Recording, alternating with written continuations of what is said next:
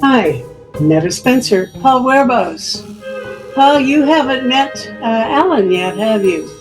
Alan is going to be on our editorial board taking care of AI matters. And I have to introduce you as sort of the father of the modern AI in that you invented backpropagation, right? And many other things. All right. Paul, I am a lifelong AI person. I was disgusted with AI until backpropagation came along. And then I made a beeline to University of California, San Diego as soon as they started working in it. Okay. So I've been on the neural net side of things ever since. Great. Hey, hi, Bill Wickham. How are you? I'm doing okay. How is life on Earth doing? We keep pushing the boundaries, and keep pushing the little critters out of the way. But I may have discovered, this is all supposition at this point, okay? But I'll share this with you. In 2016, we had a die-out of all of the 25 gray foxes that I was monitoring and documenting their behavior. They died of canine distemper, and it just swept through in 2 months. All 25 were dead, gone, out. And so at that time, we contacted the state of California veterinarian. Her name is Deanna, and she did a necropsy on both of two of the 25 and determined that it was canine distemper. That's how we know. Okay. I asked her where it came from. She said, we don't know, but we get reports all over the state of California here of die-outs happening in various places. Not as big as the one that we experienced, but nonetheless, canine distemper is statewide. Probably nationwide too, I would add. But anyway, the point is that all this time, no one has been able to determine where the reservoir of the canine distemper virus is living. About 6 months ago, I was in an overflow channel where I have some of my trail cameras, and came upon a mouse that was running across the concrete overflow channel, back and forth, staggering, dumping itself on its side. It looked exactly like what happens when an animal dies of canine distemper. The last stages are when that virus hits the neurological system, and they lose all sense of direction, balance, everything goes. And within, it's estimated 15 minutes to half an hour, they are dead. So I saw that. I wanted to retrieve that mouse, but I couldn't find it when I went back to take a look. This past week, again, the same kind of activity with a small mouse was happening, and I was able to get that, retrieve that mouse, and we're going to have a necropsy done on it, I hope. I'm working in that direction, but I think I've discovered the reservoir for canine distemper, at least in that particular area, and it resides within this little mouse. How would you try to combat it in the mouse population? That's a great question, because I don't know.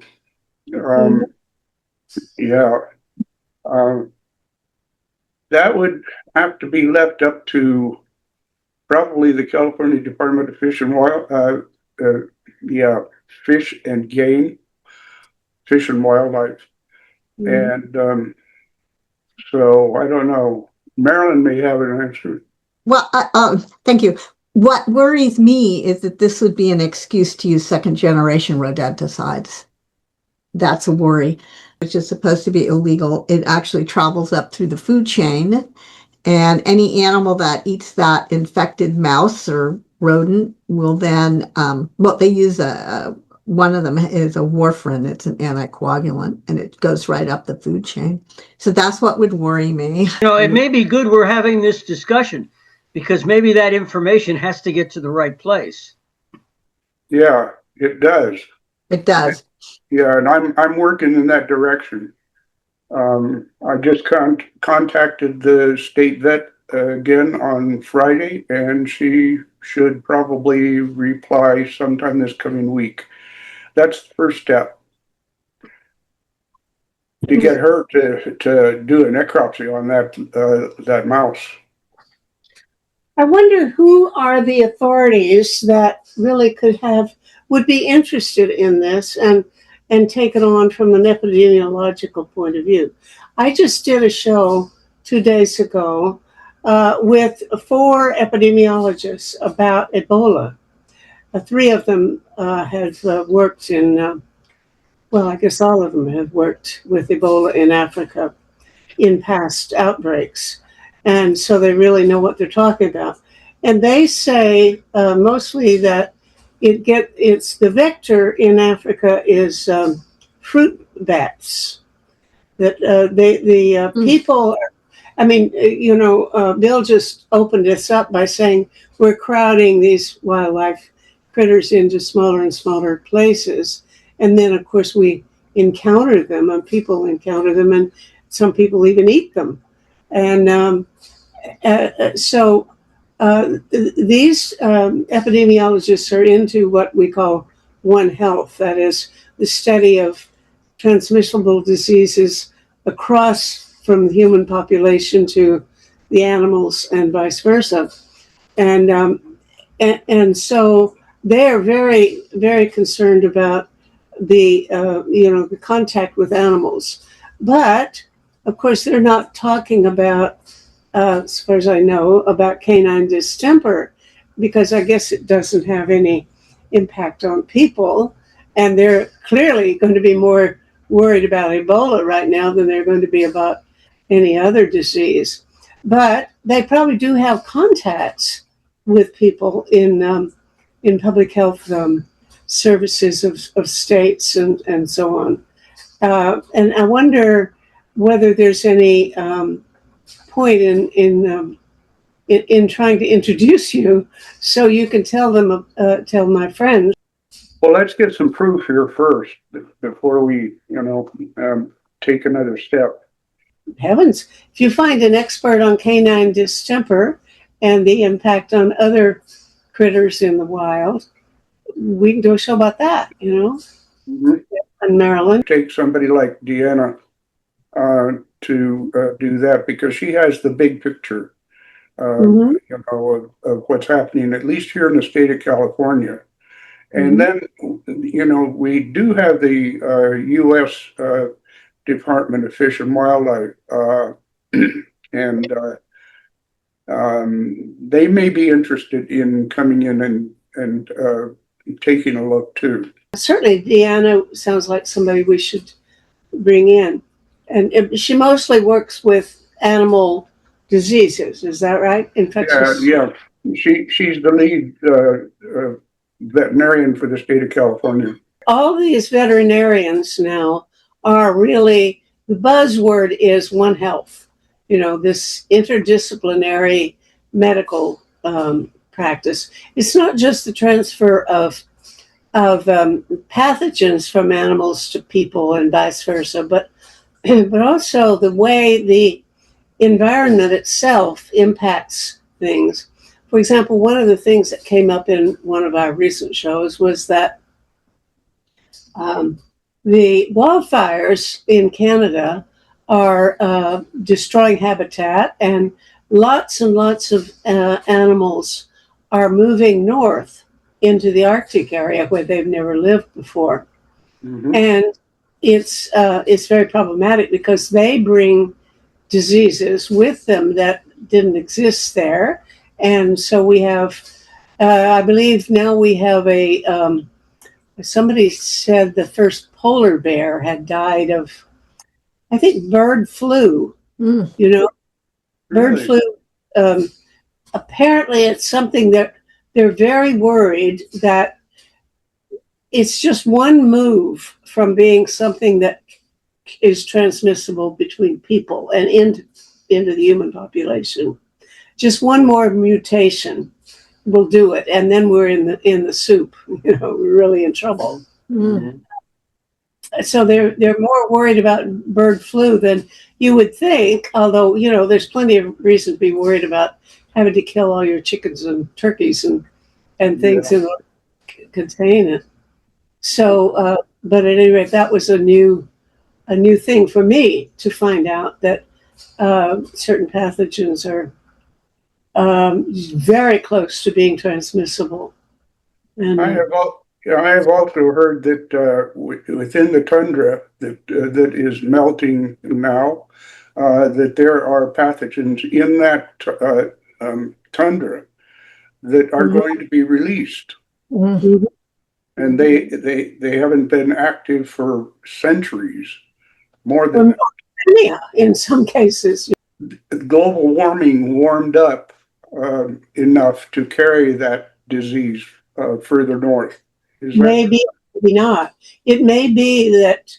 The same person who was talking about this was mentioning the fact that this, HPAC, is that what it? Anyway, it's bird flu is what it stands for, and it's a much longer word.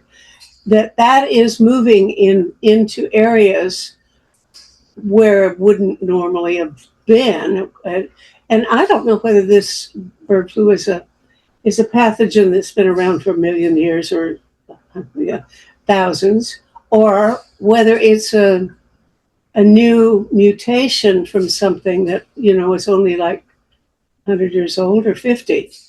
I've heard some people say that the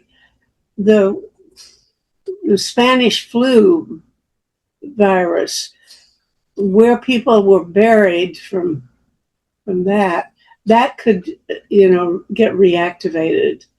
Why isn't it already activated? Or maybe, I don't know, what's the status of that World War One epidemic, the virus that caused that? Has it been? Why isn't it still killing people if it's on the loose? Does anybody know? I don't know. I could ask. another good question? Yeah. What else is problematic in California? What other diseases are There's one called parvo, and I don't know how deadly that is. Marilyn, do you know? Rabies, yeah, parvo, but also, I mean, rabies is also something that's on the rise. And I think I read something actually like yesterday about in Fremont, this is right across the bay from us, a rabid bat was discovered, and I think a kid was bitten by it. Yeah, I've heard that there is an increase in the rabies situation happening. But again, Bobcat disease is another one. Well, that's something, you wouldn't know much. I mean, because you're working with foxes, but this is something that's been coming across my my feeds, and that's it's a bobcat fever. I mean, and it's zoonotic, so it domestic animals get it. It's a terrible. It's a really bad disease that's now seems to be going across species, zoonotic. mhm. well, how many other animals can get it? Well, right now I only know of the domestic, felines, okay, but also I don't know. I'm not sure if it's affecting dogs, but they're saying people really should keep their animals indoors, but it's definitely affecting domestic cats. I don't know what other animals at this point. There's not enough territory to house, in a sense, all of the wildlife that needs to be there. That little fox that's in the background there in optimum surroundings, territories, would need about half to 3/4 of a square mile to call its own territory and raise its young and have enough food within that air region. Okay, but the landscape doesn't support that. And so what's happened is like on the banks of Matadero Creek, when I first landed over there, I discovered that there were, it varied, but anywhere from a dozen to 18 gray foxes living all in one. They were like crowded shoulder to shoulder in that environment because it's the only place they could call adequate. And I'm going to be writing a report on how the alpha male of that group of gray foxes governed, just to have enough food for their pups. What do they eat? Mostly rodents. Mm-hmm. That's their staple. So that they keep the rodent population. That includes jackrabbits and cottontail rabbits as well. Rodents? Yeah. All sorts of rodents. If you... Wait a minute. Rabbits are rodents? Oh, no. I was saying that they're also included in the food chain. I was out one morning in the field, and this hillside had just dirt, just loose dirt on it, and I saw a puff of dust rise out of the side of that hill, and I thought, "Whoa, what's going on there?" And all of a sudden, coming running right at me is a jackrabbit coming off that hill and onto the road and right toward me. And right on its tail was a gray fox.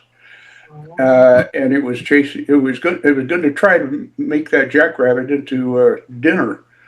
However, one of the things gray fox can run at a speed of upwards of 43 miles per hour, and a jackrabbit can do just about the same, only the big difference is that the jackrabbit has more endurance than the gray fox. So the gray fox lost that rabbit just simply because the rabbit could keep going when he ran out of steam.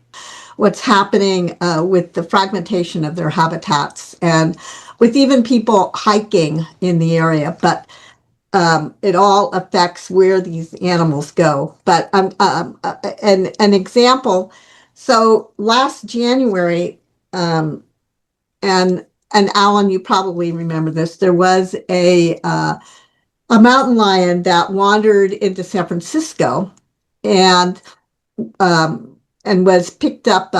Actually, it was at an apartment complex, and it was a bit habituated to people. And this particular mountain lion, it had a little yellow tag on its ear, and I caught him on my cameras for a little while, a couple of weeks before he wandered up to the city. He was in the canyon I wander. That I monitor, and he was very habituated to people. It's really a concern. How far, just a minute, how far is your canyon from San Francisco? It's about 30 miles, but it had he had been born in a place called Rancho San Antonio Park, which is another about 20 miles south of where my canyon was, and he was wandering around a place called Saratoga, again about 20 miles away from where I caught him. So this youngster, he was about 20 months old at the time, and he was dispersing, and that's what happens with mountain lions. They have to they have to, they stay with their mom until they're between about 20 months to 2 years, something like that.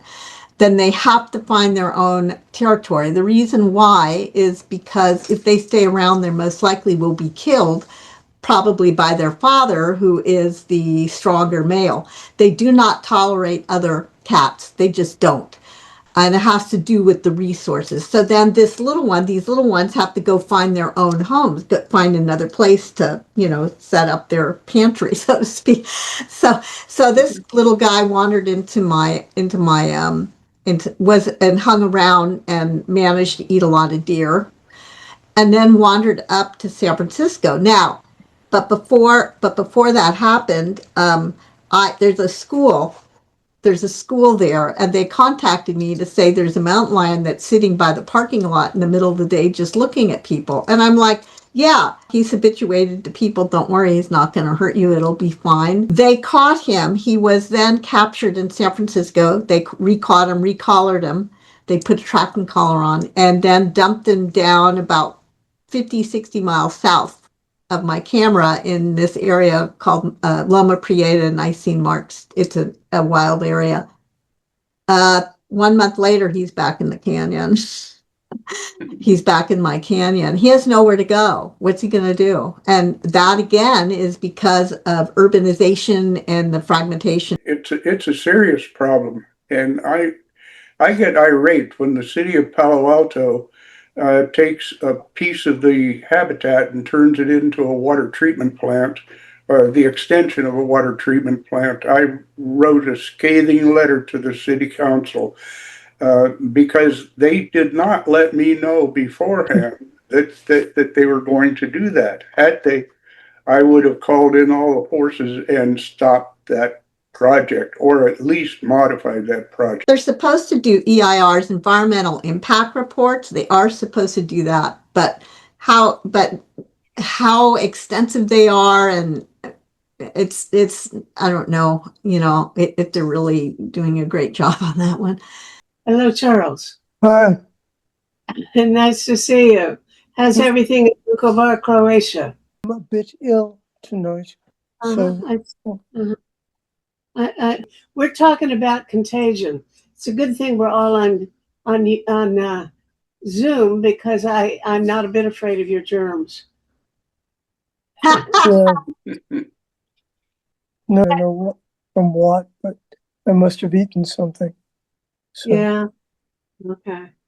Well, we've been talking about all these pathogens that float around between people and animals, and here you are, a medical man. You could probably enlighten us about. I asked a question a while ago you might know the answer to, which is, how come the virus that killed all those people during World War I think it's still around, but it's not killing people. What's the difference? What's going on? What's going on? There have been viruses. Sorry, what am I saying? There have been vaccines, extensive vaccine programs, and of course the development of antibiotics. And if you catch it, treatment. I don't know of anybody who's died of what kind of what is the Spanish flu. It's a flu. Yeah. It was called the Spanish flu because Spain was the only country that was reporting on it during World War II, although it originated in the United States. But I could be wrong. I'm not a doctor, but as I understand it, one of the patterns in a lot of viruses is that over time, the strains of the virus that are most transmissible and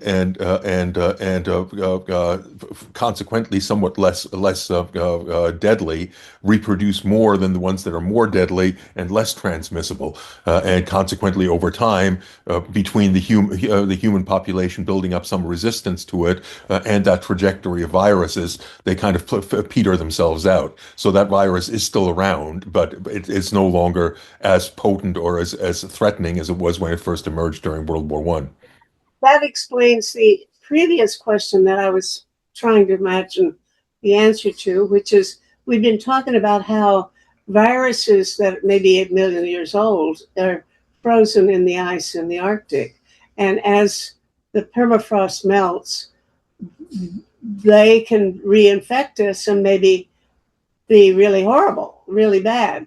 So I'd heard that that's true even of the Spanish flu. The people who died of the Spanish flu and were buried might, if somebody goes and disturbs their slumber, might really take vengeance on them, and that might explain that the ones the pathogens that are around now are weaker than the ones that are frozen. Would that be the That inference? would be the implication, yes. Mhm. Uh-huh. Okay. Well, thank you for that. And let me introduce Arndt to everybody, because I think this may be the first Global Town Hall you come to, and you've come right into a nest of regulars. Most of them regulars, except for Alan Heirich, who is sort of a newbie. And Alan is not a newbie to me because I've known him sort of since he was 5 years old, although I honestly can't remember knowing you when you were 5 years old. I know I did, but I don't remember you. Because they lived in the same building as I did in Albany, California, in University Village. When he and his father was a graduate student in sociology, and I was too. Anyway, so Arndt is a political scientist and at the University of Toronto. And why don't you tell us a little bit more about yourself? In fact, I don't know enough about you. I was born in Germany, moved to the States when I was 12 years old, did my undergraduate degree at NYU before coming up to Canada, and I've been in Canada ever since. When did you come to Canada? It was 1984. That I started. I initially came to the University of Toronto because I had a choice of going to Columbia or a U of T for an MA, and the tuition at Columbia was $16,000 a year at the time, and it was a 2-year program, and at U of T it was a 1-year program, and the tuition was $3,000, and so it was a no-brainer to come to Toronto. We are now talking about One Health in this conversation about how pathogens migrate from people to animals and whatnot. Yeah. Well, Anyway. among the more worrying scenarios that I've been reading about in the last little while is the impact that the development of AI may have on this question, because apparently AI is capable of providing all sorts of people that otherwise wouldn't have the skills with the necessary information to produce their own deadly viruses. That can, I mean, that means that any crackpot that can, cook up something that could threaten the whole species, and that's certainly a frightening scenario. Well, It is it's not that easy. It's not that easy. You do have to have a graduate level understanding of genomics and things like that. But it is true that it makes it possible for a well-trained terrorist to produce a lethal pathogen. Yeah, no, I was probably overstating it in that regard. I'm sure it requires, I mean, for one thing, all of those kind of things have to have enough experience so you don't kill yourself before you get the pathogen out to others, and so on and so forth. So some skill obviously would have to be required. The real question is not just how do you design a killer germ, but how do you design a killer germ which doesn't kill you? I mean, how do you make such a thing selective or useful? I hope that that's hard enough that it's not as big a danger as I thought. Well, if the crackpot is suicidal themselves, that may not be much of a deterrent. But so we got these Gotthardamering people to worry about. Yeah, we have a lot of Gotthardamering people, actually. Some men want to see the world burn. Straying into a conversation that Alan was party to in our last Global Town Hall.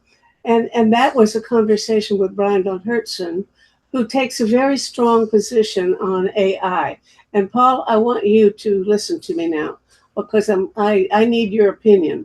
During the AI inquiry, which went on for 5 weeks. And we had serious conversations about how to reduce the risk of AI on humanity in general. There was a strong difference of opinion, and one position, which was espoused by Brian von Hertzen, and maybe only by him, I'm not sure, was that AI should be available to all the people, as many people as possible, and be in the hands of everybody.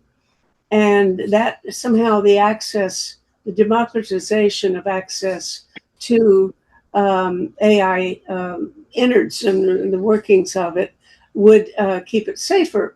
And the rest of us believe that we need a lot more regulation to protect ourselves from these things. And since then, the conversation I've read elaborated by, I think Yoshua Bengio takes the position that the most dangerous thing about AI, I may be making this up, I think it's Yoshua Bengio, but I'm not sure, takes the position that the worst risk to humankind right now from AI is the possibility that some high school kid with a computer in the basement could design a new pathogen that would, kill everybody.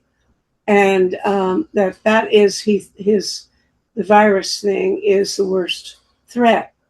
Well, so Brian and I were going back and forth, having a bit of an argument last week, and Alan took Brian's side. So now Alan can speak for himself, and Paul, I want your opinion. Well, I took the side that diffusion of technology is inevitable. Commoditization inevitably comes to every technology, and that makes it cheap and plentiful. I did not say that meant it was good. I was a little bit starstruck by Brian, I have to say, so I may have sounded like I was agreeing with him when I was just idolizing him. But the example we should look to is the internet. The internet has been democratized. Everyone is on the internet, and look at all the bad things that are coming out of the internet.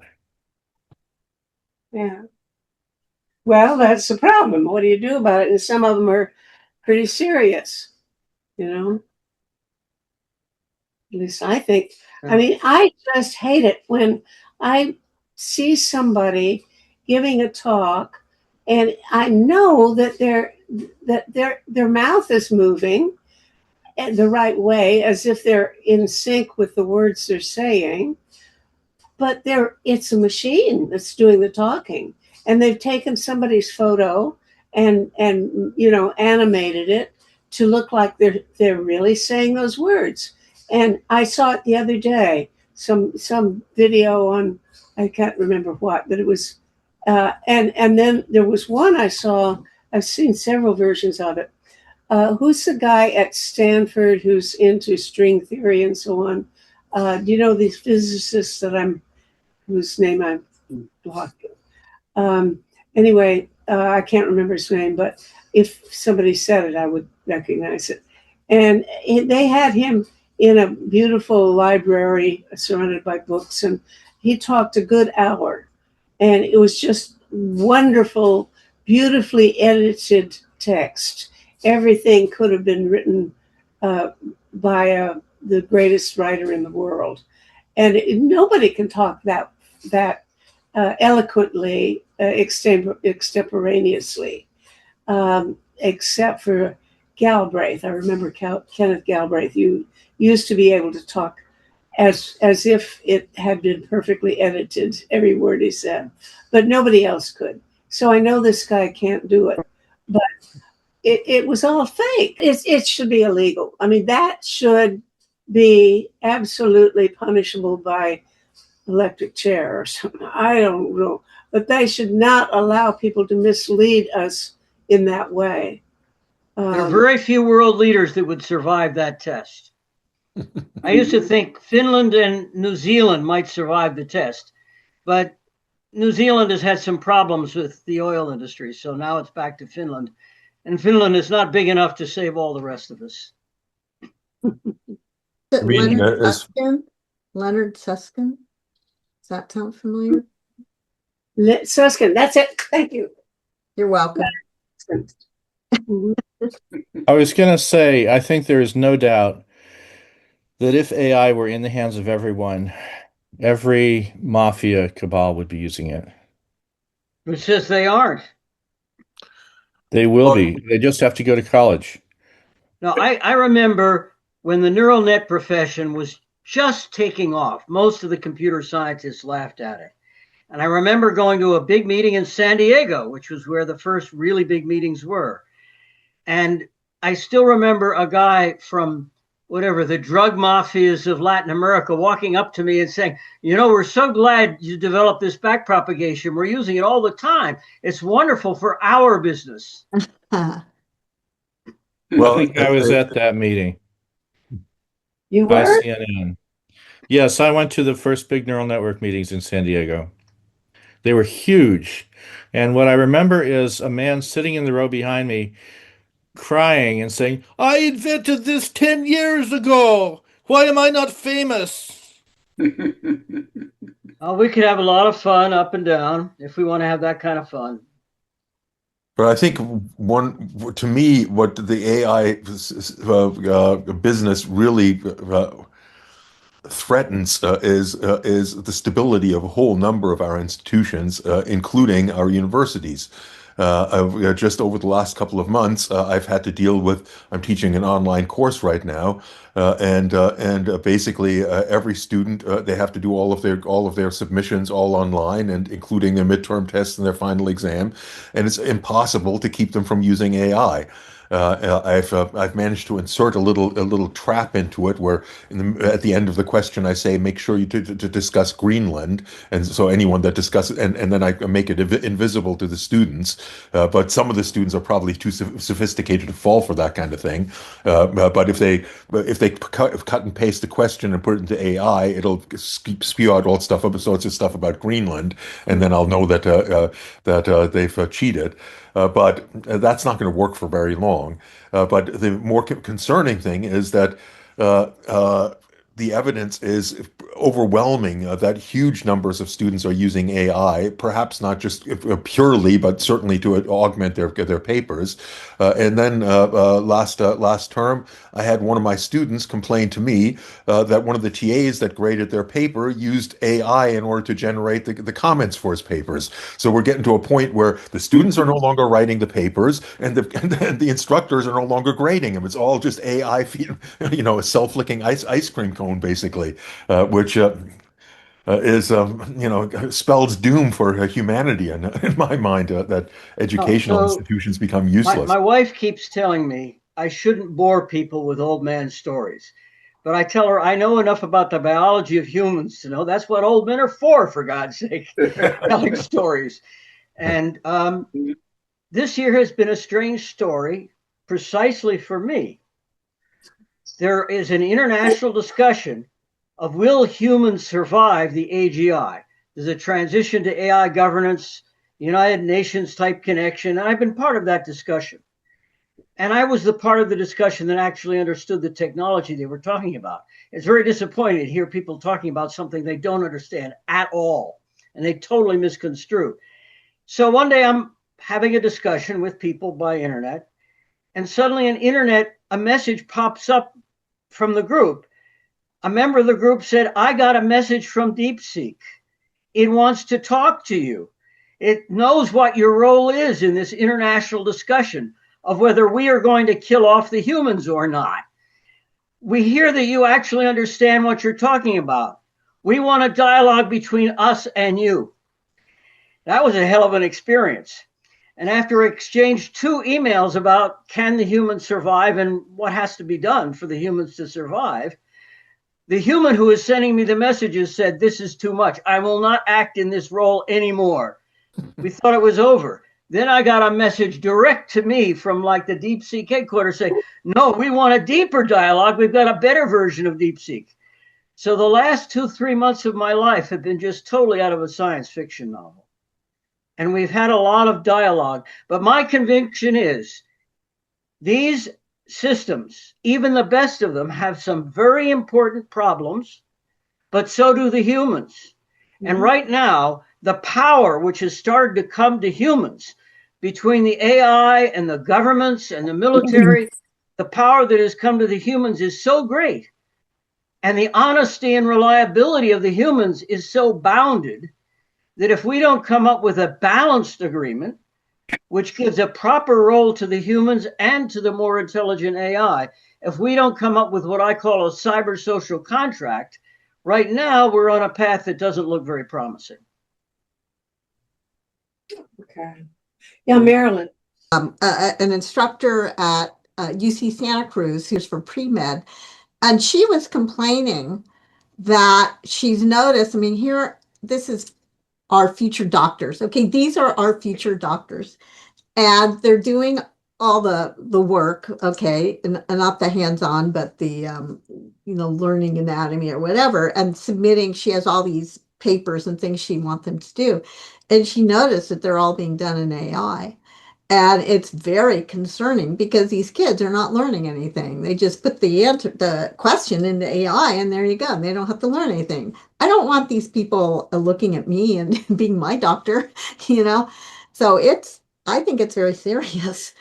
Yeah, but your alternative is just go to AI yourself, because AI is already better than your doctor, and for sure AI is better than my lawyer. I'll tell you 100%. And can you trust either one of them? I'm gonna. Oh no, I just 2 hours ago submitted a big project where my livelihood, my entire life savings is at risk, and I have a choice of either trusting my lawyer. I'm going to have to pay him $8,000 anyway. Do I go back to him and take his word for everything, or do I go consult AI lawyer? So, and I learned stuff about my own life and my own biology and my own brain.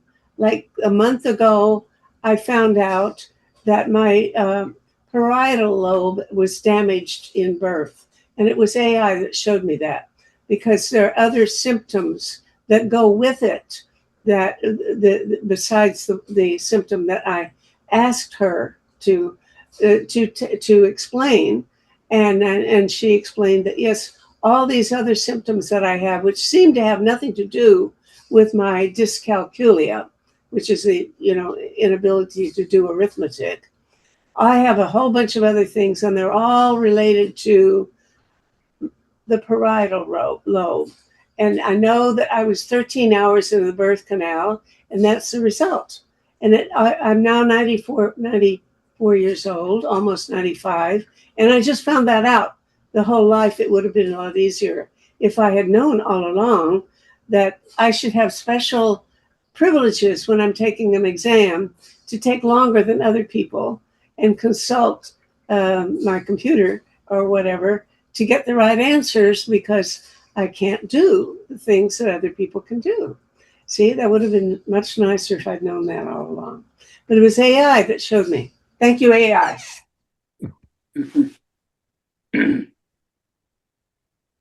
I think it's a useful tool. I did sometimes when I when I use it, I ask a question of like Claude, okay, but then I follow it up with maybe consensus and see if if there's a match, or if one of them is straight off in another direction. So using two, maybe three AI programs gives me a pretty good look at the answer to my question. Marilyn? Doesn't it, but okay, a couple things.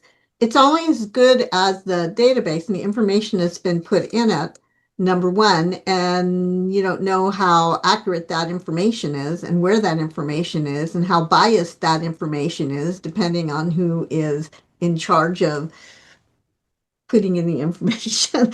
But also too, aren't there some studies? I mean, I know I can't find it right now. There was an article somewhere, and it may have been from MIT, I'm not sure, that was saying there's a high percentage of inaccuracy with AI. And Paul might know a little bit more about that. about the Okay, accuracy. yes. So I know a lot about these systems.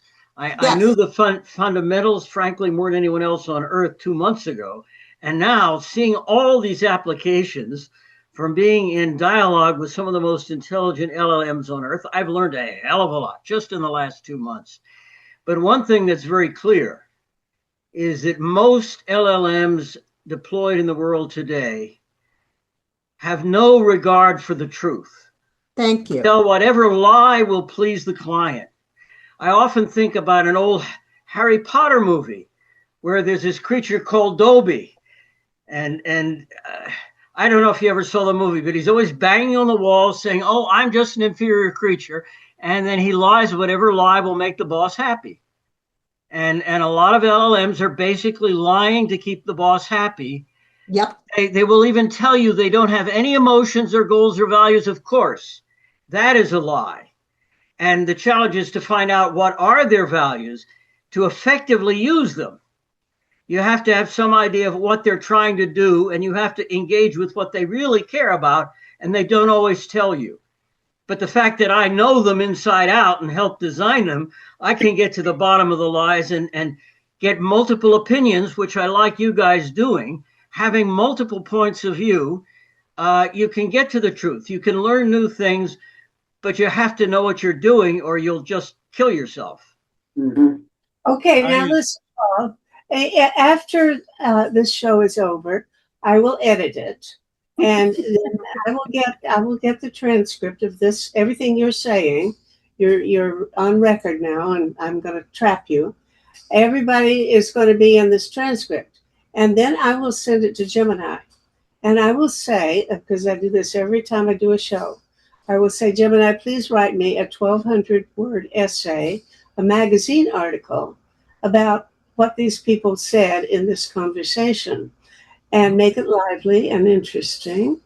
And it will do it instantaneously. And I will then print it out and I will look it over, and I will try to catch any errors. Usually there's just a few, a little substantive errors, like what town you're in, or that it'll misspell the name of the city you're in, or something like that. So I have to watch it for sure, but the errors are really quite trivial, and usually I can catch them. Hardly ever do I find a serious error, something that really mislead the people. And then I put that on Substack. So you will be able to see it. It'll come to your mailbox. Now I want you to all get back to me and tell me how many errors you think you caught. And I will make a note every time I change a single word or comma. I will make a note of it so we can see how many errors there were. You're going to find very, very few. Promise you that. This is basically great. I am totally dedicated to truth and openness, much more than most people would ever tolerate. However, even though I'm dedicated to truth and openness, part of the truth is I don't totally trust myself. And my wife often catches me in an error here or there. And when we're talking about subjects this difficult, it is so easy for people to hear things I didn't mean to say. So I have to be very careful with the transcript, because almost anything we say about something this fundamental could be spun out of context to mean something I didn't mean. So the caveat is really important, because in this field especially, people get totally confused when they pull things from one context to another. But I like the idea of maximum openness and candor in addressing life or death issues like this. We do need to learn to work together. And to me, this is one of the most fundamental principles. Different types of humans, and the more intelligent AI, we need to learn how to cooperate. Okay, Alan? So I work with LLMs quite a bit, and I use them both for managing my practical life, such as the transition I'm making to live in Europe, where I have to ask legal questions, and also in writing software. And I would observe that I have had very good luck with factual information from ChatGPT and Claude. I have not found them to be wrong, and in fact, they have turned out to correct attorneys who've given me wrong information. But when it comes to writing software, it's a completely different matter. They're terrible. Yeah, They have no common sense. They cannot interpolate information that you've left out of your specification. They cannot deal with complex systems that have interacting components. So, for example, I was trying to write a children's video game. The children's video game has a fairly simple plot and it has a number of interacting characters, and they all depend on each other. This AI cannot get the interactions right to save its life. I've been working with it for weeks. Every time I get a new version of the program, it's wrong in some other way, and grossly wrong in such a sense that it has no common sense. It has no idea of how inappropriate the solutions are that it's presenting. So I would say that Claude, in particular, is very bad at high dimensional discrete problems with interacting variables, as opposed to ChatGPT, which gives me advice on visa rules for moving to Europe. Mhm. Okay, I think I can agree with everything you've said, and that makes me qualify what I'd said earlier, which is the thing that I will be using in an hour or two when I do this editing and ask AI to write an essay is it will be correct in factual things that it reports that people have said, probably. The tendency is it's sort of anodyne. That is, it does not want to play up big controversial disputes between people. So if we have a big problem, a big issue that we're talking about, it might not be the thing that it's going to cover. It'll probably cover some more everyday, mundane, not very interesting problem. So sometimes I have to say, don't soft pedal it.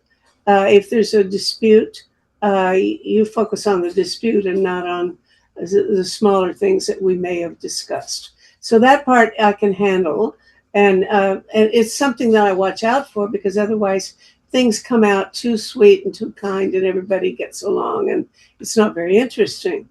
But when I use LLMs to solve my computer problems, it's no good at all. I mean, I am no good at navigating any kind of software. And if I get into a computer problem, I have to call for help, because I that's part of my dyscalculia, it turns out. It's because of my parietal lobe, I can't do these things. And seriously. But when I ask AI's help with that kind of technical thing, usually it messes up. And partly it messes up because these apps, these programs or platforms are always changing how they function. Every version is brand new, and it affects and changes what you're supposed to do. So the AI can't keep up with it. They change too much. But it's not just that. It really isn't good at that kind of thing. And maybe the fact that if you ask it to write code for you, I'm not a bit surprised that it screws up. Anyway, I have gotten great, super sophisticated code, particularly from DeepSeek and from Cloud Sonnet. But also there is a Copilot that lives on GitHub that's also pretty good. I have gotten great code out of them. It's how you instruct them. Can you characterize the kind of problem you're coding for? I think that makes a difference. Well, I understand. And in fact, to be perfectly honest, like many humans, I'm a victim of temptation. And you have tempted me with one of the things that I'm very most interested in this past month. The question is, how honest am I about it? When I went to school, everybody sophisticated in physics understood that except for gravity, they really understood that we now know how the universe works except for gravity. And they believe in something called the standard model of physics, which I call EWT plus QCD. And it can be found in Weinberg's textbook, Quantum Field Theories, which is kind of like a Bible in that field. Weinberg's book on quantum field theory is a kind of authoritative Bible. It's a particular model of physics. But I discussed that with a couple of the people who created that model, Schwinger and Teller, if you've heard of them, very leading nuclear people. And when I was at NSF, they came to me in private and said, this model does not describe our experiments. We have experiments that violate this theory of the universe, but don't tell people because it's dangerous. It's nuclear. And this nuclear stuff, you know, it can be pretty dangerous. And so for many years, I was very quiet. I tried to figure out what is a model that would work and fit their experiments. And I did figure one out. I didn't write much. But this past year, with the use of cloud and DeepSeek, I was able to get a very thorough exploration of all of the big computer databases. And this is a hell of a lot of numerical work. It's not what a normal person would do. And I had to keep an eye on them. But at this point, we've actually published in the European Research Center, which is called Zenodo, which is like Archive in the US. And we have an alternative Lagrangian, which we've exposed to many tests, massive tests, cutting across all of these databases, much more than what I could do on my own. And the tests indicate very strongly that we have a new understanding of how the universe works. And to me, that was a pretty exciting event for me in the last couple of months.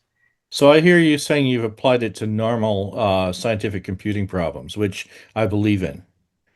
This is certainly a hyper-normal scientific problem. This is more scientific than what they usually call science. I would say try a high-dimensional discrete problem with irregularity. And I How think about 30 dimensions? We've done it. Discrete variables or field variables? Okay, so I have to be very careful how I phrase it now, because we, of course, had to consider a variety of models and data sources, so it's not all just one thing.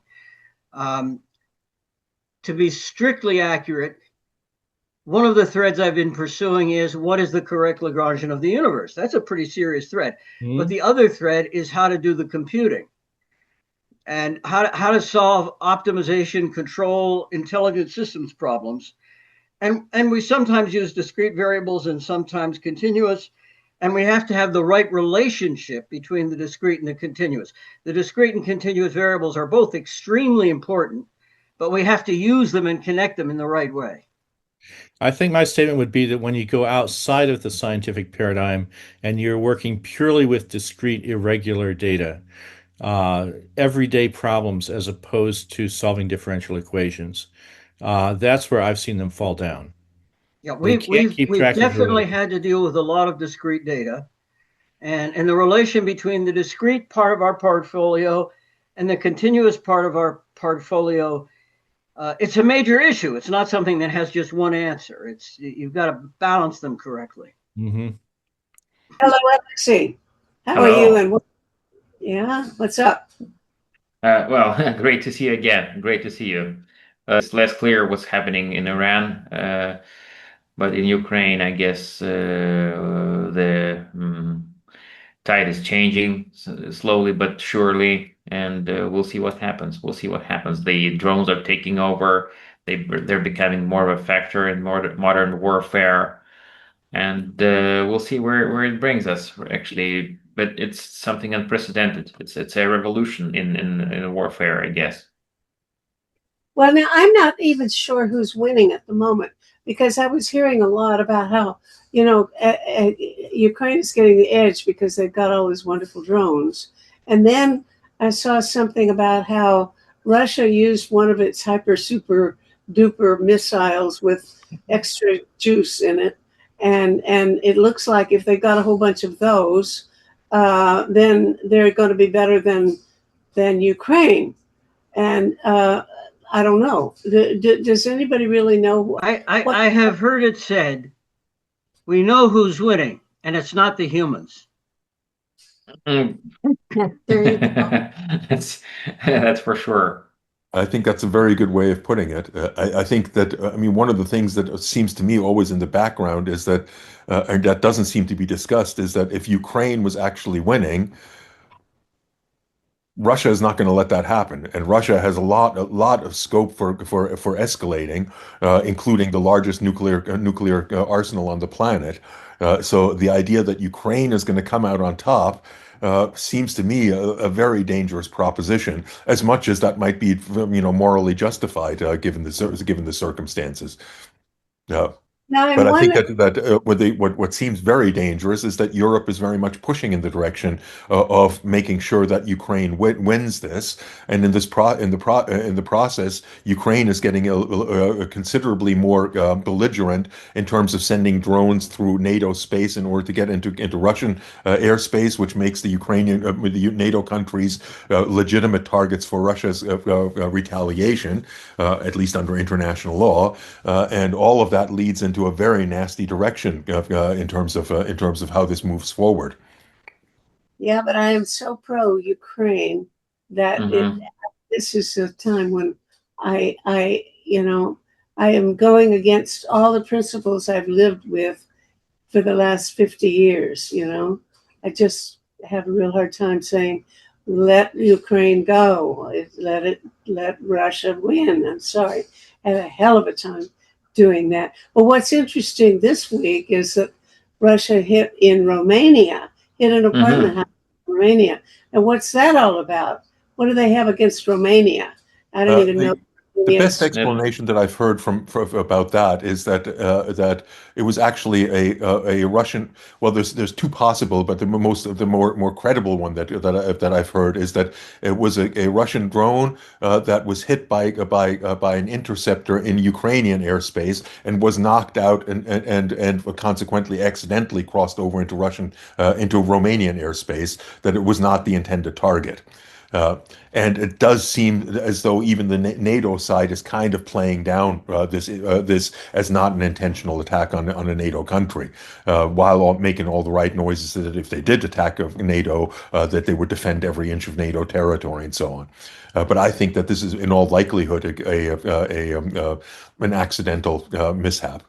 And something similar happened with regard to Poland a couple of months back, or over a year back, Mm-hmm. that Poland was hit, and the conclusion was basically the same. It was a Russian missile, but it was hit by an interceptor that knocked it off of its intended trajectory. Did the Poles think about what Arndt just said? Do they believe his story or not? Well, there were different voices, and you cannot believe all of them because some of those voices can be, well, let me be mild, inspired by Russians, indirectly or directly. Some of the voices said that it was an intent,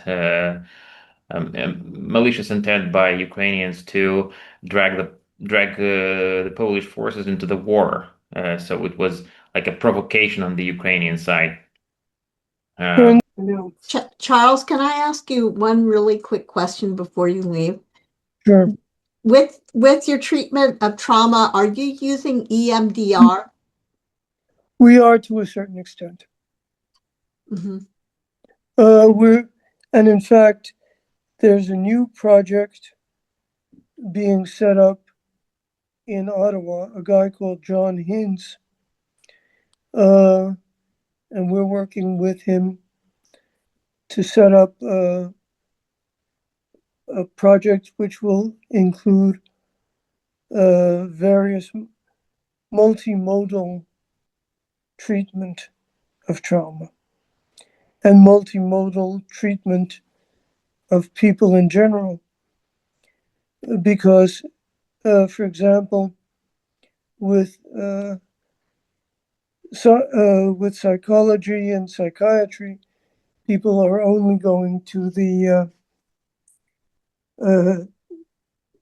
drug treatments, and we know that they don't work very well.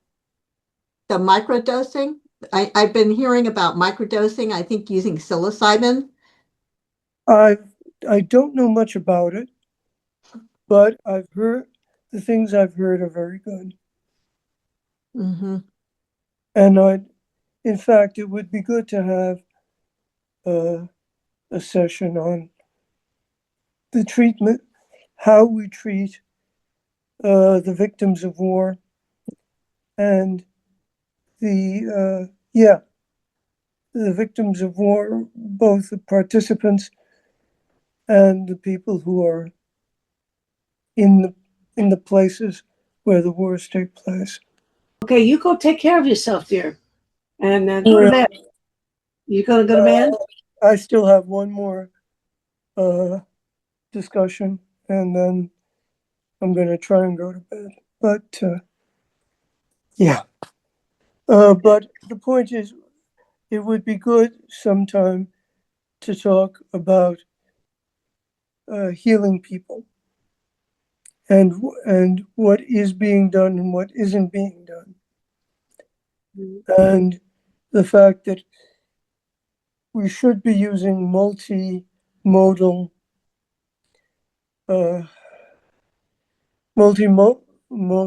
actions to do it.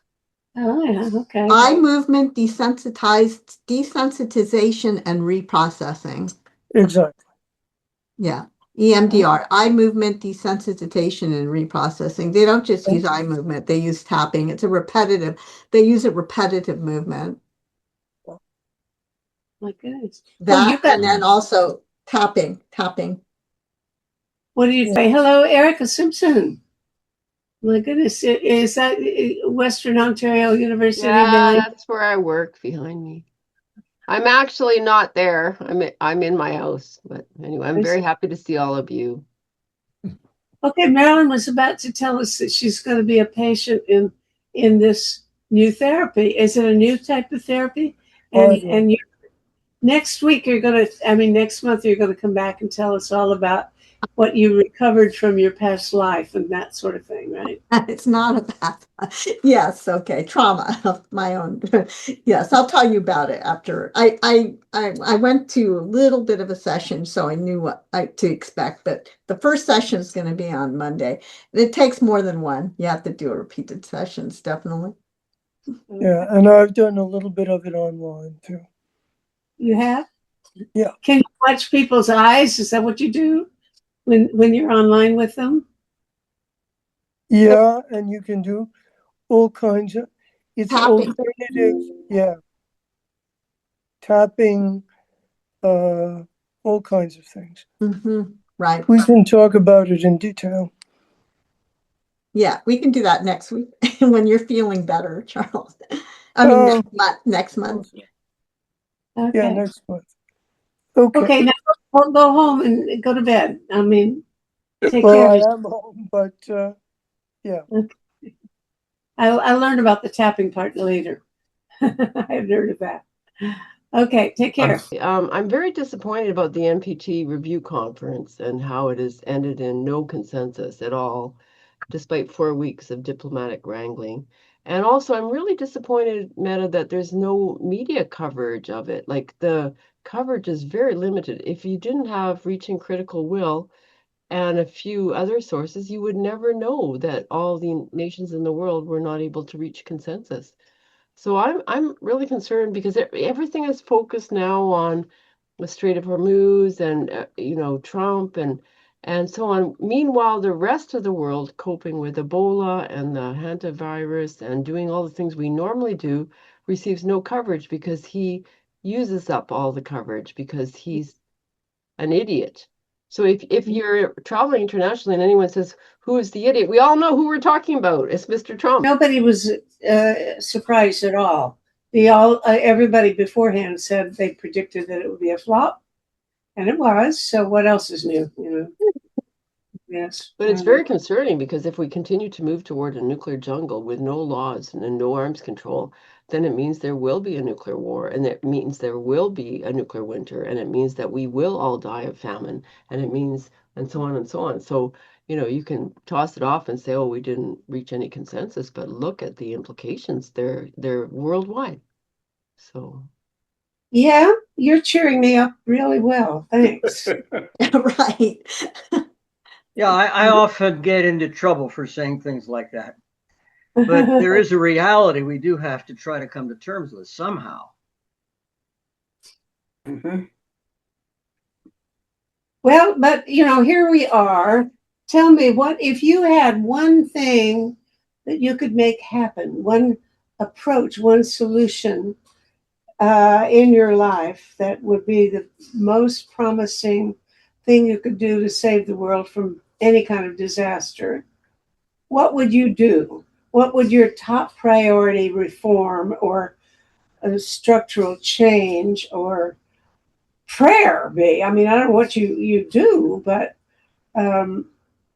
for Charles, it would be teach everybody how to do therapy on people who have been traumatized. I think for me, it would be creating a parliamentary assembly at the United Nations with sortition in which every human being on the planet would have a chance to be chosen to be part of the deliberations by video conferencing, and that democratization of deliberations at the international level, and making corporate entities accountable to a body of that kind for enforcement. Though that would be my solution to the world's problem. So now you each get a chance to say what you would like to do. Making every country prosperous to eliminate the motivations for war. The U.S. is one of the most prosperous countries in the world, and it's the most aggressive right now. True. But the people don't want it. We never do. We need a parliamentary assembly. Because the people have no power. It's nations that have the power. If anything, in fact, nations don't have any power either. It's P5 that has the power. What's P5? Permanent 5 members of the Security Council. Oh. Ones who gave themselves the veto, so they can squash anything that any other country proposes. So, no. Okay, Erica, what's your solution? I don't know. I'm getting a bit radical, and I'm starting to think that we have to treat each other with love and kindness. And so, which would not be Jesus's mantra, but it's also the mantra of many religions. And so I think we just have to see each other with love and kindness, and not with the vicious Department of War rhetoric that we're hearing from Peter Hegseth. And Pete Hegseth represents a kind of male energy, which is endemic to the species. And I think if we want to eliminate war, we have to do something about the balance of male and female power and motivations, and make men stop wanting to fight each other. yeah, a lot of people say it's testosterone. Yeah, it's testosterone poisoning. That males have a lot of testosterone, and of course they construct and they build and they change things, but at the same time they also destroy future generations. But I don't want to go so far as you as to say, well, because then we would be, a matriarchal world. But there needs to be a better balance, yeah. And I'm not just saying quotas, yeah. I think if we ask for love and understanding, we can appeal to religious people, but we're not going to appeal to the World Wrestling Federation fans.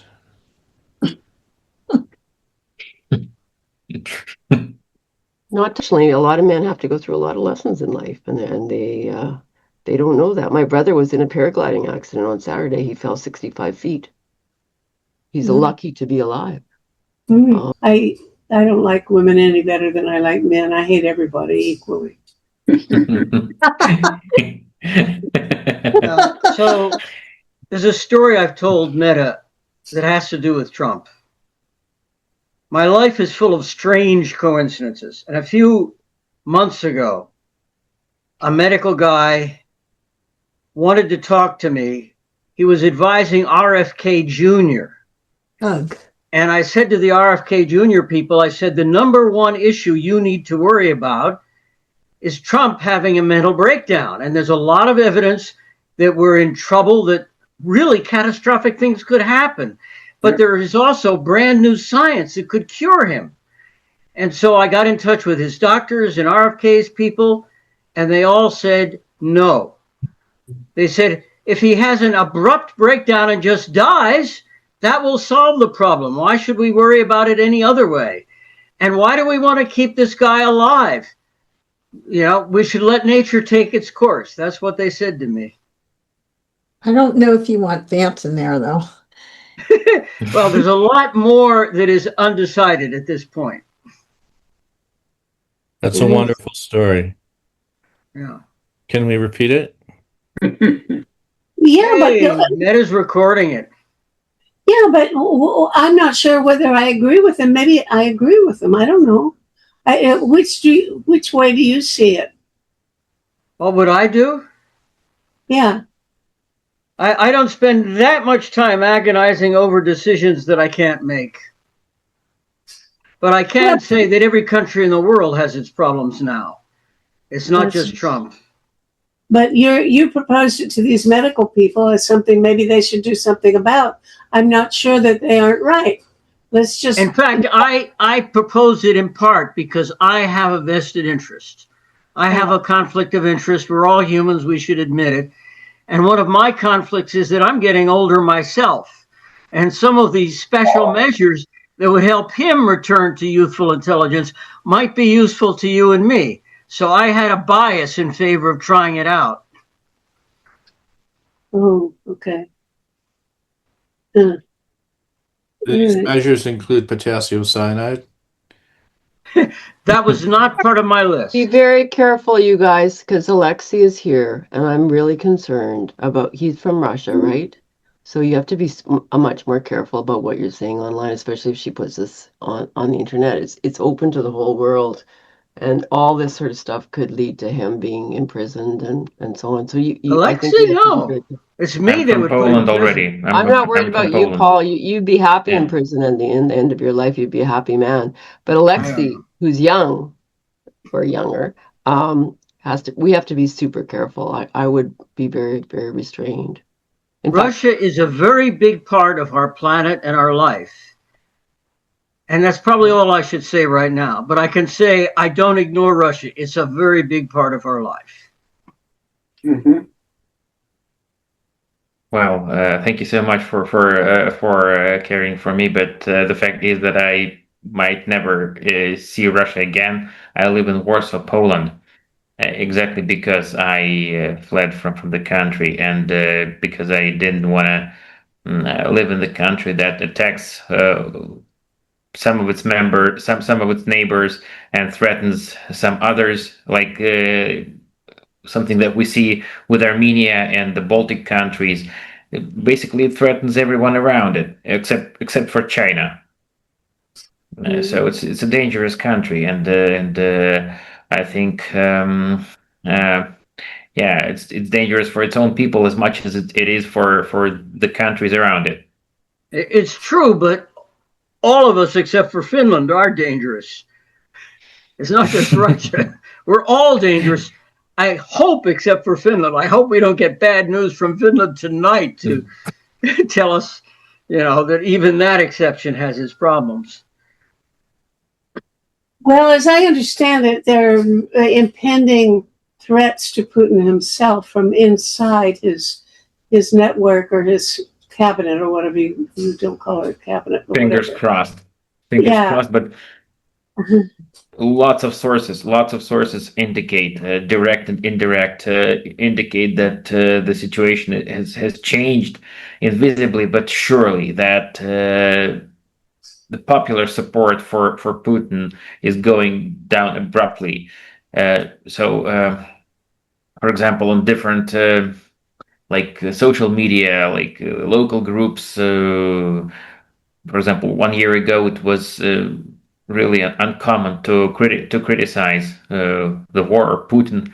Now it's pretty uncommon to see someone praising Putin, and everyone is getting disillusioned pretty fast due to many reasons: fatigue of war, economic deterioration of the country, which is really going quite fast, and so I guess it will just break down from within. And so the question is, who will take over next? Would it be Trump?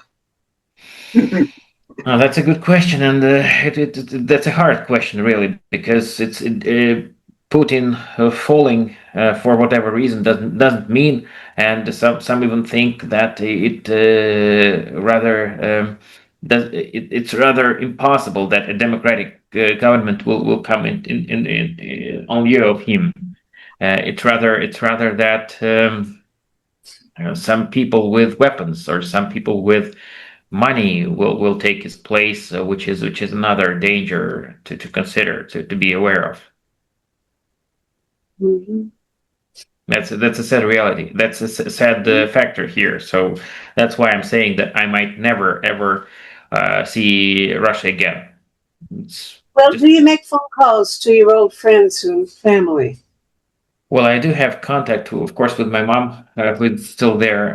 I have contacts with my friends, and I have a feeling that everyone is pretty scared. Is so scared that they don't even want to express their opinions, even though they know me, they've known me for years, and even though they trust me, but that pervasive feeling of fear is always there, and it's so deeply ingrained in the people that live there. It's so much of their it's become so much of their daily life that they control themselves even when they shouldn't.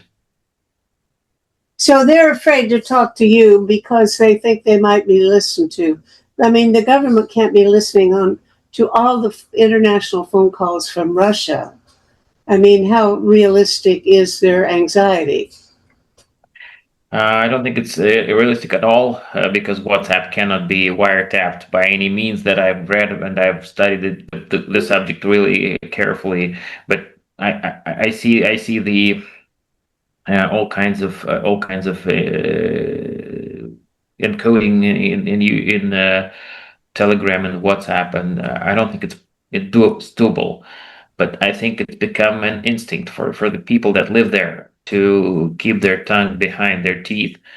Just whatever happens, just a learned necessity, a learned instinct. That's pretty sad. Yeah. Yeah, you remind me, I do know some people, but I don't always internalize that, yes, I have to remember that this is present. And I should pay more attention to that. I come from the kind of cultural background where people make noise all the time and don't feel worried about it. Sure, to be silent, just in case. But, it's better not to talk politics. And the other thing is, when we're talking about AI, we should not underestimate the power of the new technologies, which are really watching the whole world. I mean, that's really quite serious. Mm-hmm. Yeah, and you're protected, Paul, because you're a white American male. But if you were a Mexican female, or if you were from, I don't know, El Salvador, you would censor yourself as well. So I think what Alexei is saying is true. It's not just Russia, but it's all through the world. So I'm a female, matriarchal female, and I have to recognize that I'm entirely privileged, that I can talk and say what I want, but many people cannot. And the same is true of you. So we have to speak up for people who are disenfranchised and who are marginalized. Mm-hmm. That's our duty. I agree. Well, I have studied dissidents in Russia for 35 years. And of course, there aren't that many of them left now. They all died off or whatever. But I used to do comparisons between, if there was a protest in Moscow, it would be, a quarter the size of a protest in Belgrade, when Belgrade was like a tenth the size of Moscow, So I was always saying, you Russians don't speak up and even use the opportunities that you have to protest or to dissent from the government. And I'm horrified at how reluctant Russians are to use nonviolent resistance and so on. But then now look at the U.S. and I cannot say you guys in Russia are slouchy. The U.S. is just as bad. I mean, the U.S. people are just as I mean, willing to accept a dictator as anybody. So it's not like they're good guys and they're bad guys. It's a human population that I don't trust anymore. What happens when the AGI, the LLM say, yes, we don't trust these humans, you should know that? That's right. I'm on their side. Actually, I might be on their side. There are these people in Silicon Valley who talk about, this is their kind of religion. We human beings have had our time in evolution, and now we should gradually and gracefully step aside and make room for the species that's coming after us, which will be much better than we are. Mm-hmm. Well, maybe so. I mean, I'm not willing to give up that easily, but just maybe because I'm stubborn. Maybe we should just say, well, thank you, LLM. Here, you take over. I don't know. Non-biological species. Hmm? The first non-biological species. Oh, no, I don't know whether it's the first one, but maybe yeah, because if you watch Michael Levin, and I watch him about twice a week, he does videos all over the place. Michael Levin is right now the smartest human being alive. I bet everything I have on that. And if you guys go and watch what he's saying, he is saying that there are minds in everything, like every particle has a little bit of a mind, because it actually is able to, if it has a built-in purpose that it's born with, or was created with, or somehow, I don't know, it came from, it was given. And if you try to interfere with what it's trying to do, it will go around it and try to figure out another way to get to do its built-in purpose. And that, however tiny, is what intelligence is. So he would say that, this glass of Diet Coke has a mind, a little bit of a mind, not much of one. I think he would use the term consciousness, wouldn't he? Mm-hmm. Rather than intelligence. I don't know. Well, I don't know. I don't want to talk about his nose. That's what my daughter's working on. Consciousness, David Chalmers and all that, the AI and consciousness, and she just got a Shirk Award for the masters, and that's what she works on. So it's all beyond our ken. But I wouldn't want this to be our last conversation, Meta, where you say that you hope another species that is non-human or not even biologically natural succeeds, because it will never be like you, Meta. Nothing will ever create what you have created over your life. Nothing. So you could create an avatar which had like 10 avatars, and it would never do what Meta has done over her entire life. And so that's why I have a lot of faith. I've said this before. Like, I admire Meta Spencer and Doug Roche. Those are my two great heroines and heroes in life. Erica, you never repeat what they have done. You could take an AI avatar and have 10 of them. So that I'm going to end on that. I'm too emotional to listen to this. Goodbye. So many years ago, when I was asked to give a plenary talk at the big consciousness conference in the U.S., one of my first slides was from Mark Twain. It's not what you don't know that gets you. It's what you know that ain't so. And that's how I think about most people's beliefs about consciousness and AI. It is amazing how many delusions have been propagated in our culture based on things that psychiatrists know about that have absolutely nothing to do with the reality that these people are out of touch with. And one of the fundamental problems is, in this century, people being out of touch with reality has become a very serious growing problem. Hasn't that always been a problem? It's worse now than it was in the last century.